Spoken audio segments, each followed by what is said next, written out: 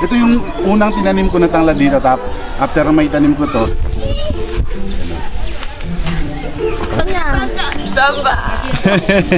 Hey, ¿qué va a hacer con este dinero? Comprar cosas para clase. ¿Qué más? Y otras. Porcino o rabos de cerdo también se puede. Pinausok namin ng dahon ng ng tanglad yan. Bago tayo magtrabaho sa ating plantasyon o sa ating farm, mini farm. Ito, nagpausok kami ni Leslie pero tawagin muna natin kasi nandito si Madam Kang.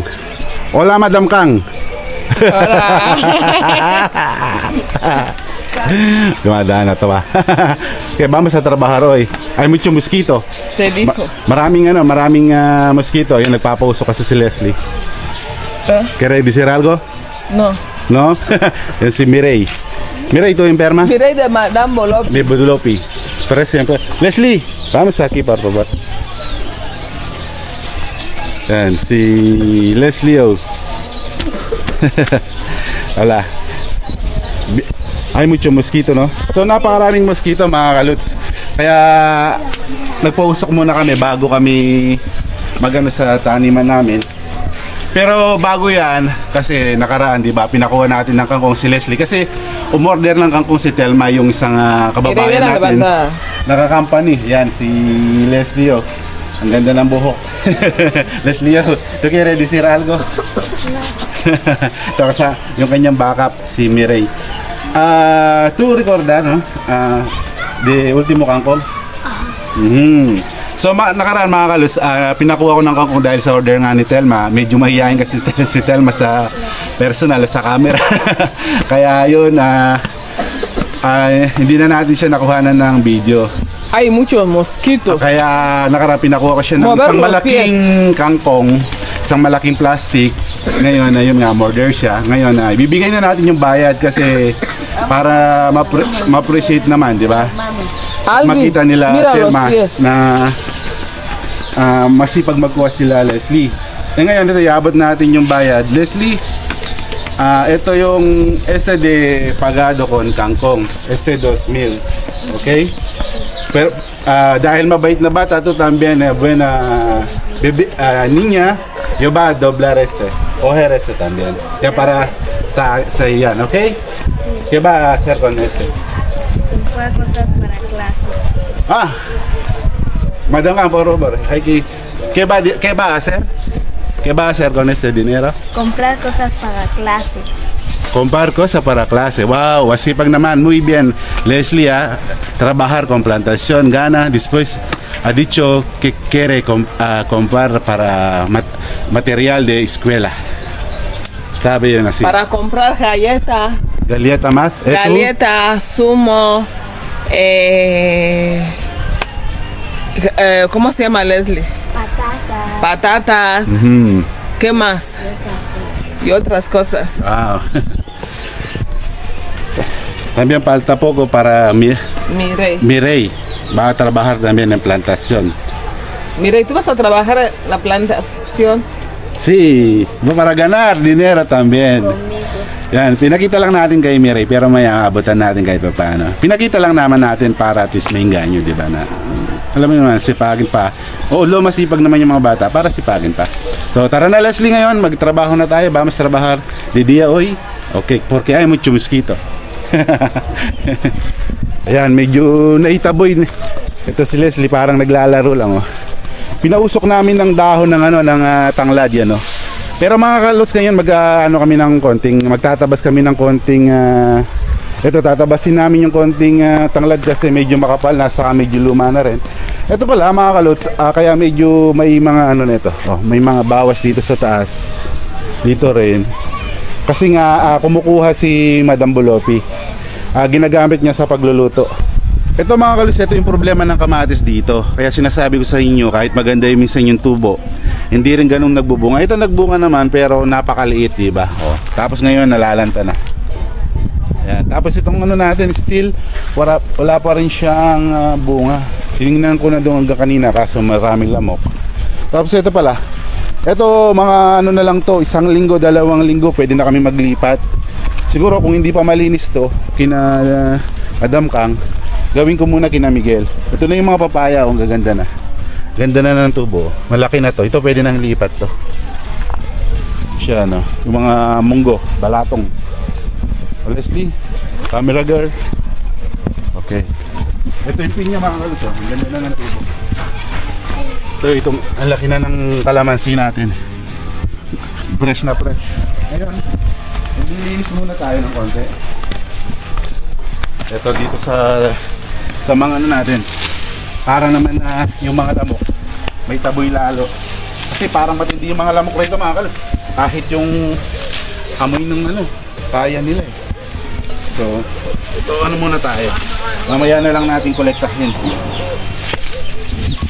So, buti matalin yung ano, yung itak ni Madam Kang. Kaya tabas muna. Ito, ano na rin, ito na rin. Gusto naman yung ano, ganito, ginaganito. Ng tanglad mga kalos. Yan, still marami pa rin bunga. Dami na naming nabigyan. Kina Miguel, kina saan pa kasi nabigyan namin. Basta marami kami nabigyan sa mga ibang baryo, sa mga community namin, pinatikim. Pero yung iba na ibenta. Still now, naibenta pa rin. Daming bunga. Ito, malilinis. Ito. No, ba ni guys? Ito yung unang tinanim ko na tanglad dito. After may tanim ko to, itong palibot na bakod namin. Ngayon, papalibutan, lilinisan namin. Pero bago yan, Leslie, papausukan muna natin para matanggal yung mga lamok. Yari kayo mga lamok. Kakaiba yung amoy niyan kasi may tanglad pa.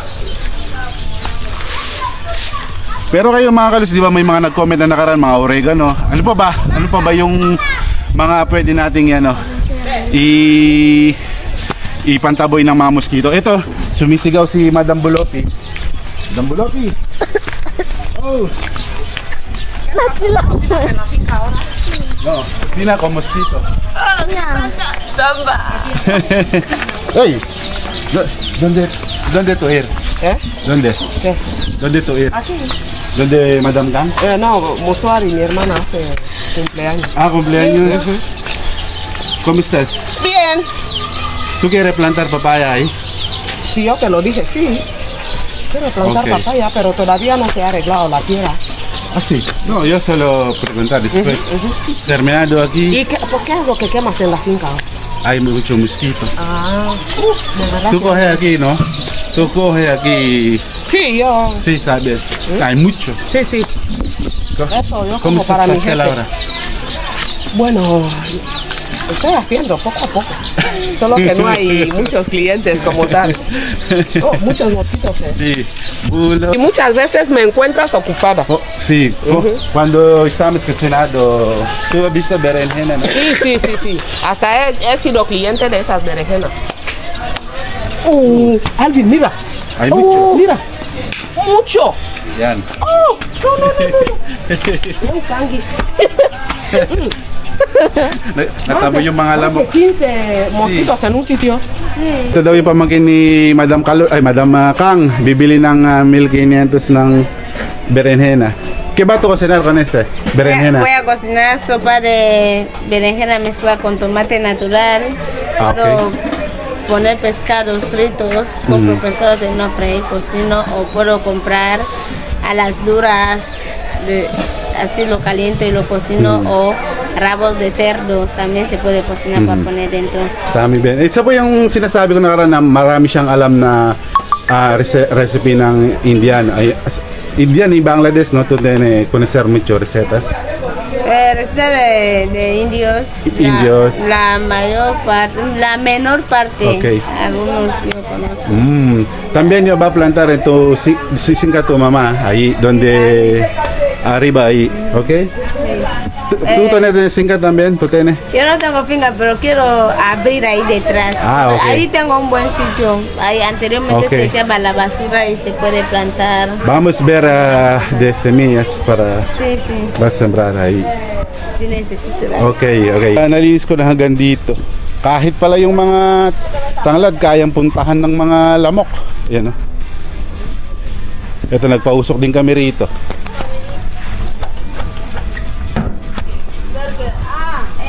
Pero gumaganda na yung mga saging. Dito tayo, punta muna tayo sa baba. Check natin yung mga nakaraang noni, di ba? Ito yung noni. Noni fruits. Noni fruit, ito maraming benepisyo ito mga kalits. Pag-search nyo, nakaraang na-vlog na natin to. Ba't may mga puti dito? Yan mga kalits, ito pala, yung bahay ni Tomas, pinapagawa na niya.